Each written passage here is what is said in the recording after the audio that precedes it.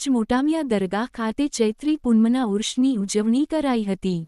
ભરૂચના પાલેજના ચિશ્તયાનગર સ્થિત હજરત સૈયદ મોટામિયા માંગરોલની ગાદીના સંત બુજુર્ગ રાજવલ્લભ હિજ હોલીનેસ ખ્વાજા મોટામિયા ચિશ્તી સાહેબના આસ્થાના પર 2 દિવસીય ઉર્સ શરીફની પૂર્ણાહુતિ કરવામાં આવી હતી।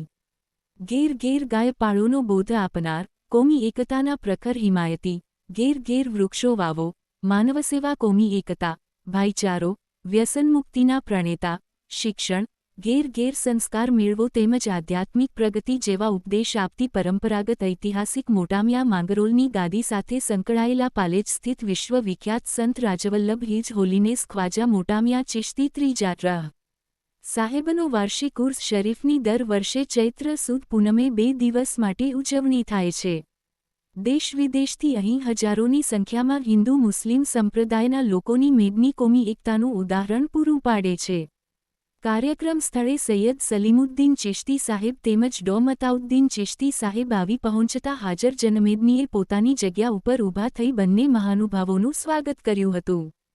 ત્યારબાદ ડોક્ટર મતાઉદ્દીન ચિશ્તી સાહેબે હજારોની જનમેદનીને સંબોધતા જણાવ્યું હતું કે આજના આ ઉર્સ શરીફ પ્રસંગે ચૌધરી સમાજના લોકો તેમજ તમામ હાજરજનોનું હું સ્વાગત કરું છું।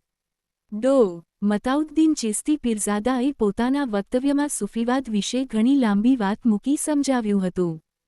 તેઓએ પોઅંતમાં ઉપસ્થિત તમામનો આભાર વ્યક્ત કર્યો હતો।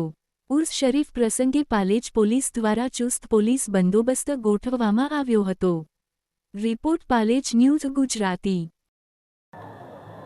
આજે મોટામિયા માંગરોળની ઐતિહાસિક ગાદીના મહાન બુઝુર્ગ હિઝ હોલીનેસ હઝરત ખ્વાજા મતાઉદ્દીન ઉર્ફ મોટામિયા ચિશ્તી રહેમતુલ્લાહ સાહેબનો વાર્ષિક ઉર્સ છે।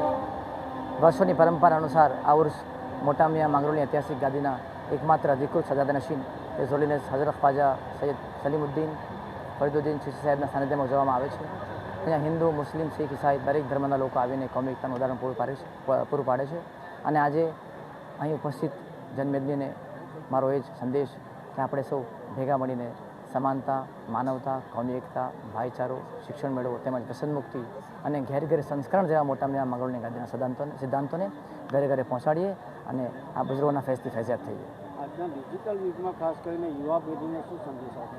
યુવા પેઢીને સૌથી મોટો સંદેશ એ છે કે શિક્ષણ મેળવે અને સાથે સાથે ગુણવત્તાસભર શિક્ષણ મેળવે અને વિચારતા થાય, કારણ કે વિચાર એ શક્તિ છે અને વિચારની શક્તિથી જીવન બદલાઈ શકે એમ છે।